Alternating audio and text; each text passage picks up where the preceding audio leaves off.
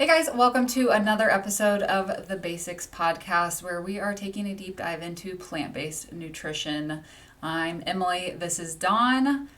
Before we dive into today's topic, which is calorie density, brief introduction. Again, my name is Emily Gregory. I am the founder and owner of Meatless Meals LLC, focused on plant based nutrition coaching and fitness training. Kind of taking a step back from that, focused on some other projects, but I still want to share my knowledge, which is why Dawn and I are here. Dawn, would you like to do a quick introduction? Sure. Hey guys, I'm Dawn Hutchins. I'm the founder of a company called Veggie Cooking, and we teach plant-based cooking for weight loss and management, vitality and long-term health. We do a lot of work with families. And then I also am director of plant-based nutrition for a large company in California. And we have about 7,000 employees. And I run a wellness program in collaboration with the Plant Strong by Metabite team. So that has been really amazing. And then I also have a background as a plant-based chef, and I'm working on my personal training certification. So I always am going to Emily to get tips and stuff. So I think we're a good team. Yes, very similar passion for nutrition and fitness. So great pair. And like I said, today we're going to be talking about calorie density. So is this a possible trick to eating more and weighing less? We will find out Yes. today. I was going to say, Dawn, do you want to start us off kind of giving us a description on what calorie density is? Yes. So calorie density, there's two different ways you can look at it. So we have a chart that we will put up, and it's going to show you for the same volume of food, how many calories are in that food. And so, one of the things we usually ask people when we're in our wellness program is, what do you notice about this chart? And so, usually people notice that oil is actually the highest in calorie density. So, in our last meeting, we talked about why whole food plant based, we really try to minimize oil as much as possible because it's so dense in calories and fat and does not really register at all as far as your satiety goes. So Yeah. you could put 4 tablespoons of oil in your meal and you're not going to feel any more full than if you put no calorie or no tablespoons of oil. Yeah. So that is just something to be aware of. And when you look at the low side for the same volume of food, you're going to be able to eat the most vegetables, fruit, whole grains, legumes, and then interestingly, pasta is right there. And the reason for that is because it's full of water, and we really recommend the whole grain pasta. So it's also full of fiber and protein. And then the legume based pasta is even filled with even more protein. Mhm. So those are really my favorites for that. So I don't know. What would you add to that, Emily, the calorie density? Yeah, I would say, with when people think of like diet, they think of restriction and being hungry. And with the whole food plant based lifestyle, I know that is not the point whatsoever. We want to be full. And the idea with calorie density is it's exciting. It's like you can feel full, you can eat a large quantity of food, but your calories are lower than, eating what you would have been eating before. And, in order to lose weight, it is kind of a balance of calories in versus calories out. And, Mhm. it's like I personally don't count calories. I know that you normally don't count calories either. But it's like, it's something to be aware of. So when we think of calorie density, that's building that awareness of realizing what foods are higher in calories, which ones are lower. And Mhm. luckily, a lot of whole food plant based foods are low in calories. Of course, there are some that are higher in calories and higher in fat, and you just want to be cautious of not eating too many of those. And I know Yeah. that I have some notes, we were going to talk about this later, but I might as well mention it now, like avocados, Yes. coconut. I mean, there's certain things that are higher in fat and calories, so it's not to say you can't eat it, just being mindful of it. Yes. And so usually we'll tell people you don't have to measure anything on the left side. So your vegetables, your fruits, your whole grains, your legumes, like you don't even need to, you can eat as much as you want of that. Yeah. Where we do sometimes recommend measuring is if you are looking to lose weight, I would measure something like peanut butter, do a quarter of an avocado, really try to minimize the coconut oil. It's high in saturated fat. Really try to minimize your oil. So if you're going to cook with oil, really all you need is just you could even do a teaspoon of oil. You can dry saute vegetables without any oil at all. And you're just adding, you could just, add a little bit of water or broth or just the dry vegetables release a lot of water, and then just seasonings. And you won't even notice if you're making a soup, if you're sauteing, doing a stir fry, you don't even notice. You may want to use a tiny bit if you're roasting vegetables. But another way to look at this is if you're eating the same number of calories, how much volume of food could you eat? So to eat more to weigh less, you think about, okay, 500 calories, you could eat a large fry from McDonald's, or you could eat 16 cups of broccoli. So for the same 500 calories. So when you're eating these whole plant foods, they're full of the fiber and water. So they're filling up your stomach, and really making you feel full. And you don't even realize you're eating like very few calories. You feel like you're eating so much food. Yeah, yeah. I know I'll get full, I'll eat a very rich, lots of vegetables, lots of whole grains meal. And I'm like, whew. And especially if I'm drinking water, that's a whole nother conversation. Yes. Water can help fill your stomach. And it's like, man, I am full. I get hungry quickly. I mean, even when I ate meat a long, long time ago, I'm just like my metabolism is quick, so then it's like, okay, a couple hours later I'm ready for the next meal. But it's crazy how full you'll feel and how your body is getting the needs it needs as far as like the nutrients and those micronutrients and macronutrients and stuff. And it's as opposed to like the French fries, like you're saying, you're not getting any nutrients from that. Sure, it tastes good, but it's like your body is still like craving the nutrients that it needs. It's so true. And I am a member of the Clean Your Plate Club. I hate food waste. I'm a volume eater, and this has allowed me to be able to eat high volumes of food and really feel full, but at the same time manage my weight, which has been really cool.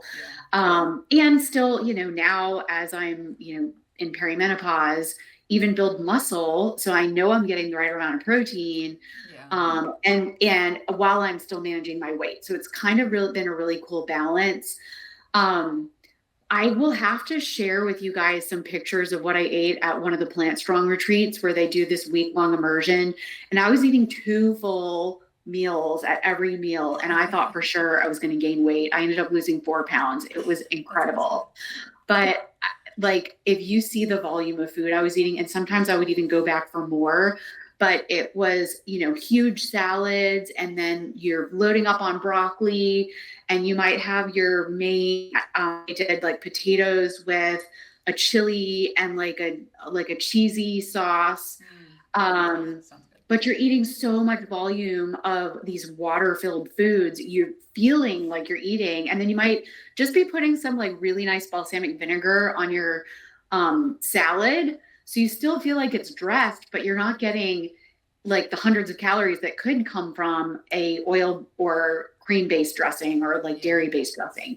So it is amazing how you can eat and feel full and still lose weight. Yeah, definitely. And that's kind of like the next topic in my outline here is high versus low calorie density foods, which we've been touching on this whole time. But that's a good mention. Sauces, and dressings, when they're traditional from the grocery store, if you look at the ingredients, it's not healthy whatsoever. Very high in fat, very high in calories.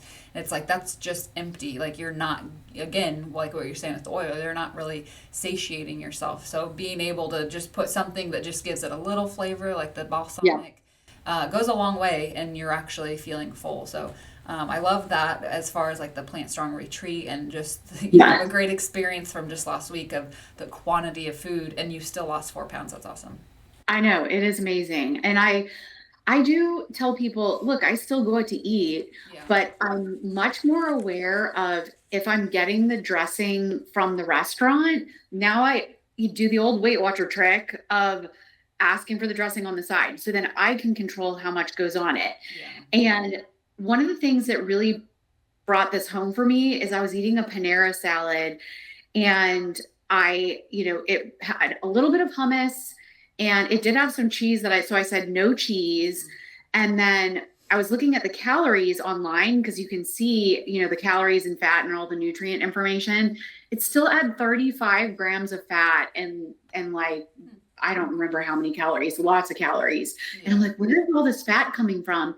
It was from the dressing. Oh, So now I just get it with either without the dressing, or, I just bring some with me, sometimes I'll just bring a little extra hummus with me and use that. hmm But it's like so hidden. And here I thought I was doing so great because it had just hummus and it was veggies and had a whole grain farro on it. And then I look online and I'm like, wow, it had a ton of hidden fat and calories that you never would have known. Yeah, dressings and sauces are sneaky, but there are ways, in the first episode we talked about whole food plant-based eating and what that means. You can make whole food plant-based dressing and sauces, and it's like you mentioned a cheese sauce from your retreat. I make cheese Yeah. sauce all the time. Amazing, adds so much flavor, and it's Yeah. made with very clean, simple ingredients, and we can share those recipes with you guys. But kind of touching on something you said before, and then keeping, with the low versus high density calorie foods. Yes. Potatoes. I feel like you mentioned the broccoli versus French fry analogy, which I think is a wonderful analogy. Potatoes, I feel like get such a bad rap when you fry them, Totally. like what you're talking about. 400 Yeah. calories, that's insane, or 500 calories, that's insane. Yeah. That's not going to help on the health goals. Of course, French fries here and there. It's not like a deal. I still have French fries here and there. Yeah. But like potatoes themselves are very good for you. Not high in calories. Like I love like just microwaving, ideally oven baking a potato, some seasoning, some broth, especially with Yeah. a cheese sauce or with chili. I mean, there's ways to do potatoes because potatoes are super filling, low calorie, high, Yeah. high calorie or low calorie density, but you feel full. And so it's just a matter of not putting butter, sour cream, cheese, bacon on them, Right. or frying them into French fries, but just having it Yeah. in healthier ways. And same with pasta. You mentioned pasta. It's like those two foods I feel like get a bad rap, and it's like you can eat them. It's just modifying it and keeping them not minimally processed, which is the whole idea with whole food plant based eating. I agree totally. I think people demonize the potato when it's Yeah. really they're adding sour cream and bacon and butter and all these like extremely high fat, calorie dense toppings. And then they're saying, well, the potato is what's making me fat. It's the literal all the toppings that are Yeah. so high in fat. And one thing that we have to remind everybody is fat has 9 calories per gram and carbohydrates and protein have 4. So it's It's a big jump. over double the amount of calories in the same volume of food if you're eating foods that are high in fat. So that's why eating peanut butter, it's so delicious. But if you eat 2 little tablespoons of peanut butter and you're eating, well over 200 calories, Yeah. whereas if you eat the powdered peanut butter that just has the fat removed, you're still getting the 7 grams of protein. But I think it's like 40 or 50 calories and 1 gram of fat versus Yeah. I think 16 grams of fat. Yeah. So just these small little tweaks add up so much, and you'll feel full, but you're cutting so many calories out without even noticing it. Yeah, that's the beauty of it too. You don't want to Hmm. be hyper focused or, counting every little thing. So just being able Right. to eat this way, which is a good lead into this next little segment here, is how to use calorie density in real life. Yes. We've touched on it along the way, but do you have anything else to add as far as how to help our listeners apply this to real life? Oh my gosh, the peanut butter thing. It's because I'm a peanut butter fanatic, so that has been a huge one for me. Yeah. The other thing is really if you're doing the like pastas, instead of doing cream sauces, really going for the tomato based sauces. Yeah. Restaurants can be sneaky and add butter in there. So, this is where if you say, do you have a vegan tomato sauce? They'll give it to you without the butter. Um, and then if you're eating salads, like I love just doing a really nice balsamic vinegar or the 3-2-1 dressing, which is 3 tablespoons of balsamic vinegar, 2 of mustard, and 1 maple syrup. So you're doing, the vinegar is the 3, the mustard is the 2. You can use any type of mustard and then some kind of liquid sweetener, but I like maple syrup. And you could use agave. If you use honey, you could do that.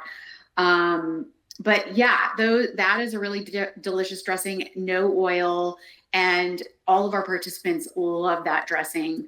So those are are some really big ones that I think just to pay attention to.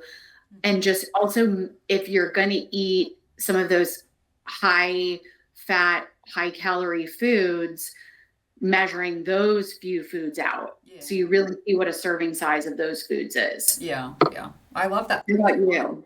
I was gonna say I don't think I've heard that like you just mentioned it, the 3-2-1. I've made Mm, dressings before that have those ingredients, but that's wonderful. That's easy to remember too. So super good easy. little tidbit. I guess my thing, just little thing to add to that is reading labels and understanding just as a whole, especially if this way of eating is new to you. I do think there's value in not the going crazy and, tallying everything unless you want to. Totally fine, but just Yeah. creating that awareness. And I know later episodes we'll talk more about nutrition labels, but building that awareness so you realize, because some people don't even realize that peanut butter is super high in calories and fat. So it's like building the awareness of what is in the foods that you're eating, and then you can start modifying. And, like we said, the plant-based whole foods, those are naturally lower in calories and you can have, higher density. Mhm. So just building that awareness. I'm so glad you brought that up because, and also the smoothie thing. So when we start with the adding fruit, people ask if they can put them in a smoothie. The thing to keep in mind is that you could probably drink much more fruit than you'd be able to eat because Yeah. now the fiber has been kind of condensed down. Yeah. But where I think people struggle a little bit is then they start to want to add coconut based yogurt, and then they'll add like a third of a cup of nut butter, Yeah. and then they'll add some maple syrup, and then they'll add granola. I've seen all of this, and then they're like, I am gaining weight on the fruit week. And it's, because instead of 2 tablespoons of peanut butter, they're adding a third of a cup, and they're not realizing they're adding hundreds and hundreds of calories and fat grams because you don't even know it's such a small amount. Yeah. And watching those yogurts that are the coconut based yogurts because they're super high in fat and calories. So really focusing on if you're going to do a smoothie. I mean, I know you like to do a little bit of protein powder. Mm-hmm. I like to use Earth Chimp protein powder and add just, sometimes in the morning I'll just do like 1 scoop instead of 2 just to add some bulk. Same. But I add a little bit of unsweet soy milk from Trader Joe's, which just has organic soybeans and water Yeah. in the container. And then sometimes I'll even add some greens like spinach or something. So if you're adding like spinach and blueberries, the blueberries kind of masks the color of the spinach, but you can, get some of those greens in, Yeah. and they're so low in calories. So that's just something to be aware of in regards to adding fruit and also calorie density. Yeah, yeah, definitely. I love that. Good tips. Mm-hmm. All right, let's move into some common questions and misconceptions. So we already touched on one, which was the avocados and nuts. We're not saying you can't eat those at all, just being mindful. Right. Is calorie density the same as portion control? Oh my gosh, no. I feel like it's the opposite. Yeah. So what's so interesting is there was a lady at that Plant Strong retreat I was just at, and she's a mindful eating coach. And which I think mindful eating is fantastic. Like sitting down, chewing your food, putting your fork down, drinking water, all great things for digestion. But I, again, am a volume eater, and I feel like I need a lot of food to fuel my activities. Yeah. So I feel like this way of eating, you don't have to count calories and you don't have to look at portions if you're focusing on those high nutrient, high water, high fiber, but low calorie plant foods. And you're just focusing on adding those in. Yeah. So in a couple weeks, we'll talk about negative calorie preloading. So you want to maybe start your meal with, the fruit or the vegetable, or maybe a brothy vegetable soup. So you're kind of getting a base and filling your stomach with those first. Yeah. And then you'll naturally feel fuller, but eat fewer calories in the entire meal. So we'll talk more about that later. But it is amazing how much volume you can eat when you're eating this way. Yeah, yeah, definitely. I fully support that, and I agree. It's not the same as portion control. There's some value to that, but this is a whole new way of thinking as far as like eat. Don't Yeah. starve yourself. Eat. Just being aware of the calorie density Yeah. there. I agree. Another misconception, or I guess question: can I still eat out and enjoy treats? Oh, yes. I think that's the most sustainable thing we can do. In fact, I was just talking to this gentleman that just graduated, a recent cohort of ours, and he is still eating everything. So Yeah. he's still eating animal foods, he's eating everything. And he's like, this is how I explain it to people. You've got 3 meals a day, and then you're eating all these meals this week, and then you're eating all these meals in a month and all these meals in a year. So if the majority of these meals are whole food plant-based, but then I decide I'm going to have a steak one day, or some French fries for a special occasion. And a special occasion isn't just like another Friday night, or True. Yeah. you have to kind of define and choose what your special occasion is. But if the majority of your meals you're eating, adding these whole food plant based foods in, and then you have that special occasion where maybe you're taking your 90-year-old grandmother out and she wants to share some fries with you, and you're like, okay, grandma, I'll have some fries. Or you've got your best friend that you haven't seen, and then you have this tradition, so you eat whatever they decide they want to eat. So those special occasions, you have to kind of determine that. But I think you've got to let yourself do that if you're eating whole food plant-based. Now if you're deciding to be an ethical vegan, that's a different Yeah. discussion. But the more plant foods, the better. Yeah. And all that for animals' health and the planet. Yeah, definitely. I was gonna say, I think it's whatever's sustainable too. So if you are, and some people are 100%, and that works well for them, Yeah. and Yeah. it's sustainable for them. I personally, I'm ethical vegan, would never have any interest in eating an animal or cheese. Yeah. But I mean, I'd say 80% of the time, very whole food, plant based, healthy. Other 20% of the time, I'm getting an Impossible Burger with vegan cheese. Yeah. It's amazing. But I can kind of pull back and go back to the healthy eating. I think that's one potential problem I've heard from people is when Yes. they have that cheat meal, which I don't like to call that because this is sustainable Right. lifestyle. When they have that cheat meal or whatever you want to call it, then it's very hard for them to go back to the healthy way of eating, and it's just like a rabbit hole of a whole week of eating unhealthy, and then they slowly get back to it. And it's like it's just so much of this. So I think Yes. it's a matter, and maybe a coach would be a helpful person to talk to, or what I mean, everyone Right. is different. But I know for me personally, 80-20. And I usually don't feel that great if I have multiple Right, yeah. unhealthy meals. So I'm like, It's I'm such an excited to interesting get back experiment. to Yeah. it. So Oh my I gosh, think same. yeah, Same. I was gonna say that helps me Yeah. too. I do think shifting away from that concept of this, whatever your idea of perfection is, and just thinking about eating in alignment with whatever your health goals are. So if your health goals are to, reduce your A1C, reduce your LDL cholesterol, reduce your weight, just feel healthier, eating the majority of your foods in alignment with your health goals, and then going into those times where you're going to eat something that's not in alignment with your health goals. So Yeah. eating the French fries or deciding you want to eat some Oreos or whatever, they're still vegan, Yeah. but just treating those almost more as like, enjoying the experience. But then, so we try to like talk about going into the holidays and kind of pre-planning what we're going to do, or deciding in advance, I'm going to have that treat. But Yeah. even if you kind of do it and you hadn't decided beforehand, really not beating yourself up and just using it as an experiment to consider how you're feeling after you eat it. Because sometimes the number of times you've eaten it and you start to realize, God, I really felt like garbage after I ate that, Yeah. that starts to give you that little feedback loop. Yeah. And so then you don't feel bad about it. And you're not like, oh, I totally failed, so I may as well give up.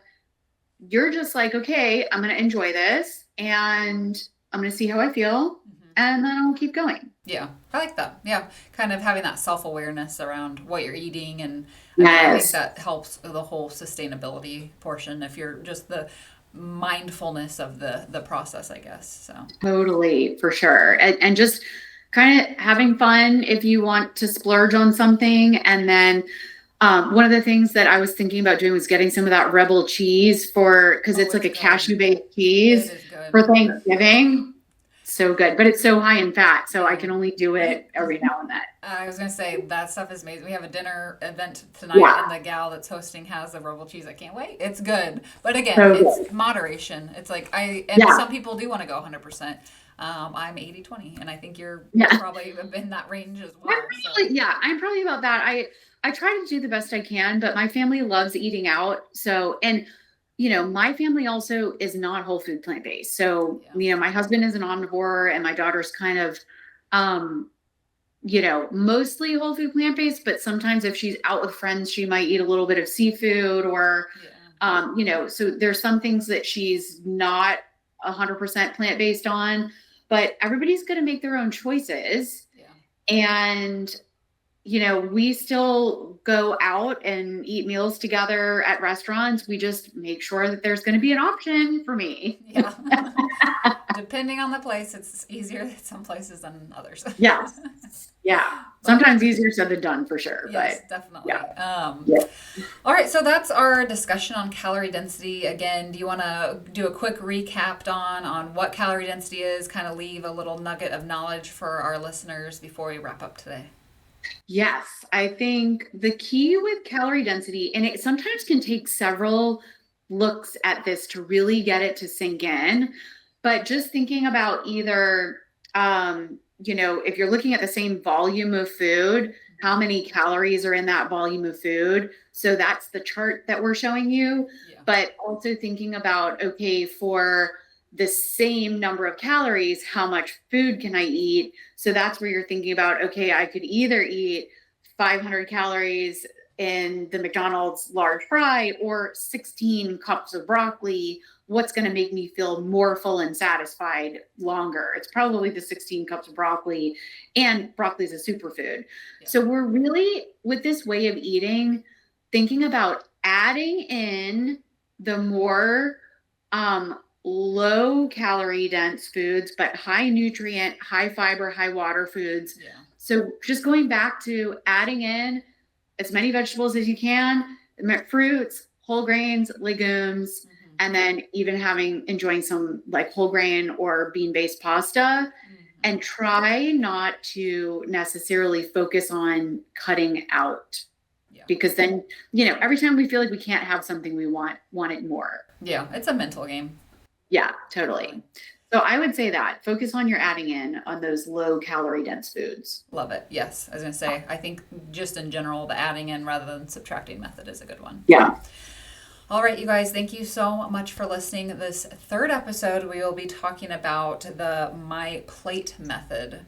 Yes. So this is just a very helpful way of structuring our food in order to stay in alignment with this type of eating. So stay tuned for that. In the meantime, please make sure to subscribe, like, share, comment, all of that good stuff. Let us know the types of things you want us to talk about. At the end of the day, we want to help you guys and share our knowledge. So let us know. Until then, we will see you guys next time. Bye, everybody. See you next time.